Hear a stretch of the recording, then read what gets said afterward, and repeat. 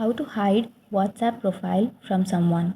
So if you want to hide your WhatsApp profile from a particular member, then all you have to do is open up your WhatsApp. After opening your WhatsApp, on the upper right corner you will have three dots icon. Tap on the three dots and head over to settings, and here you will have a privacy option. Tap on privacy. So before proceeding, make sure to like and subscribe our channel for more videos.